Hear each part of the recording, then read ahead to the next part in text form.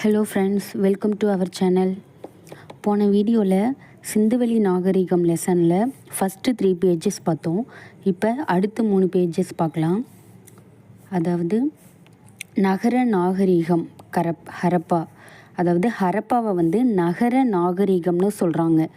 அது என்னென்ன காரணம்னு பார்க்கலாம். ஃபஸ்ட்டு ஹரப்பாவில் நகர திட்டமிடலும் கட்டிடக்கலை வேலைப்பாடும் சிறப்பானதாக இருக்கும். இதான் முதல் காரணம். அடுத்து தூய்மைக்கும் சுகாதாரத்துக்கும் முன்னுரிமை கொடுத்தாங்க. அடுத்து தரப்படுத்தப்பட்ட எடைகள் மற்றும் அளவீடுகள். நெக்ஸ்ட் திடமான அடித்தளம். எதுக்கு? விவசாயமும் கைவினை தொழிலுக்கும் திடமான அடித்தளமாக ஹரப்பா விளங்குச்சு. இதனால தான் ஹரப்பாவை நகர நாகரிகம்னு சொல்கிறோம். அடுத்து ஹரப்பா நாகரிகத்தின் தனித்தன்மை. அதாவது ஹரப்பா நாகரிகத்தோடைய தனித்தன்மை என்னென்னு பார்க்க போகிறோம். ஹரப்பாவுடைய சிறப்பு அம்சமே என்னன்னு பார்த்தோன்னா திட்டமிட்ட நகர அமைப்பு தான். இது திட்டமிட்ட நகர அமைப்பு 2 பகுதிகளாக காணப்படுது. ஒன்று மேல் நகர அமைப்பு, இன்னொன்று கீழ்நகர அமைப்பு. ஃபஸ்ட்டு மேல் நகர அமைப்பு பற்றி பார்க்கலாம். அதாவது நகரத்துடைய மேற்கு பகுதியில் சற்று உயரமாக இருக்கும். இதுதான் நகரத்துடைய மேல் நகர அமைப்பு. இந்த உயரமான பகுதியை கோட்டைன்னு சொல்லுவாங்க. இங்கே யார் யாரெல்லாம் வசித்தாங்கன்னா நகர நிர்வாகிகள் தான் இங்கே வாழ்ந்தாங்க. அடுத்து இந்த மேல் நகர அமைப்பில் பெருங்குளமும் தானிய களஞ்சியங்களும் இருந்தன. அடுத்து கீழ்நகர அமைப்பு பற்றி பார்க்கலாம். அதாவது நகரத்தின் கிழக்கு பகுதியில் சற்று தாழ்ந்த உயரம், அதாவது நகரத்துடைய கிழக்கு பகுதியில் கொஞ்சம் தாழ்ந்து உயரமாக காணப்படுறது தான் கீழ்நகர அமைப்பு. இது இதோடைய பரப்பு கொஞ்சம் அதிகமானதாக இருக்கும். இங்கே பொதுமக்கள் தான் வசித்தாங்கன்னு சொல்கிறாங்க. அடுத்து மெஹர்கர் சிந்துவெளி நாகரிகத்துக்கு முன்னோடி. மெஹர்கர் சிந்துவெளி நாகரிகத்துக்கு முன்னோடின்னு சொல்லியிருக்காங்க. மெஹர்கர் அது எந்த இடம்னா புதிய கற்கால மக்கள் வாழ்ந்த இடம்தான் மெஹர்கர். அதாவது மெஹர்கர் எங்கே இருக்குதுன்னு பார்த்தீங்கன்னா பாகிஸ்தான் நாட்டில் பலுச்சிஸ்தான் மாநிலம், பாகிஸ்தான் நாட்டில் இருக்குது. அந்த நாட்டில் பலுச்சிஸ்தான்கிற மாநிலத்தில் இருக்குது. அந்த மாநிலத்தில் போலன் ஆற்று பள்ளத்தாக்கு, என்ன பள்ளத்தாக்குனா போலன் ஆற்று பள்ளத்தாக்கில் தான் மெஹர்கர் இருக்குது. இந்த மெஹர்கரில் தொடக்க கால மக்கள் வாழ்ந்ததாகவும் சொல்கிறாங்க. அடுத்து இங்கே சில சான்றுகள் கிடைச்சிருக்கு. அந்த சான்றுகள் வச்சு என்ன சொல்கிறாங்கன்னா வேளாண்மையும் கால்நடை வளர்ப்பும் இந்த மக்கள் பார்த்துட்டு இருந்தாங்க அப்படின்னு சொல்கிறாங்க. அடுத்து கிமு, அதாவது பொது ஆண்டிற்கு முன் 7000 ஒட்டிய காலத்தில் சில சான்றுகள் கிடைச்சிருக்கு. எப்போ? கிமு 7000 ஒட்டிய காலத்தில் சில சான்றுகள் கிடைச்சிருக்கு.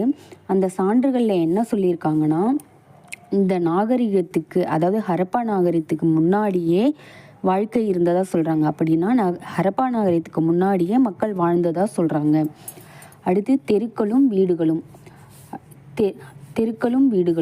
தெருக்கள்லாம் எப்படி இருக்குன்னா சட்டக வடிவமாக இருக்கும், நேராக இருக்கும், கிழக்கு மேற்காக இருக்கும். தெருக்கள்லாம் ஒன்றையொன்று செங்கோணத்தில் வெட்டிக்கொள்ளும். செங்கோணம்னா 90 டிகிரி செங்கோணத்தில் வெட்டி கொள்ளுமாறு தான் தெருக்கள் இருந்ததுன்னு சொல்கிறாங்க. சாலைகள் எப்படி இருந்துச்சுன்னா அகலமாகவும் வளைவான முனை கொண்டதாகவும் இருந்தது. சாலைகள் எப்படி இருந்தது? அகலமாகவும் வளைவான முனை கொண்டதாகவும் இருந்ததுன்னு சொல்கிறாங்க.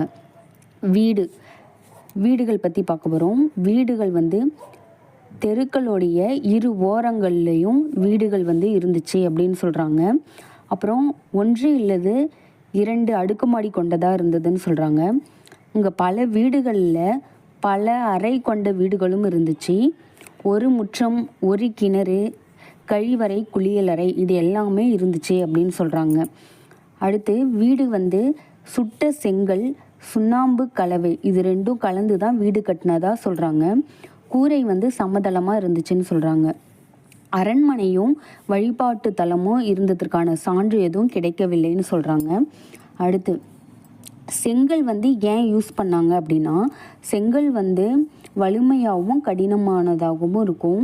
இது நிலைத்து நிற்கக்கூடியவை, நெருப்பை கூட தாங்கும் அப்படின்னு சொல்லியிருக்காங்க. முக்கியமானது நீரில் கரையாது செங்கல். அதனால தான் செங்கல் பயன்படுத்தி வீடு கட்டியிருக்காங்க. அடுத்து கழிவுநீர் அமைப்பு. கழிவுநீர் அமைப்பு எப்படி இருந்ததுன்னு பார்க்க போகிறோம். அதாவது கழிவுநீர் அமைப்பு வந்து மூடப்பட்ட வடிகால். கழிவுநீர் அமைப்பு எப்படி இருந்துச்சு? மூடப்பட்ட கழிவுநீர் வடிகால். இதை வந்து செங்கல்லையும் கல்தட்டை பயன்படுத்தி தான் யூஸ் பண்ணியிருக்காங்க. அடுத்து கழிவுநீர் வந்து தேங்காமல் செல்றதுக்காக சரிவாக வந்து அமைச்சிருக்காங்க வடிகாலை. அப்புறப்படுத்துறதுக்கு துளைகள்லாம் அமைச்சு சரியான முறையில் அப்புறப்படுத்தியிருக்காங்க. அதாவது கழிவுநீர் எல்லாமே குழாய்கள் மூலமாக வடிகாலை அடையுமாறு அமைச்சிருக்காங்க. அதாவது திடக்கழிவுகளுக்கு தனியாக குழி இருந்துச்சு. அங்கே என்ன ஆகுனா திடப்பொருள்கள் மட்டும் தேங்கிட்டு நீர் எல்லாம் வெளியேற்றப்பட்டதுன்னு சொல்லியிருக்காங்க. அடுத்து பெருங்குளம், மொஹஞ்சதாரோ.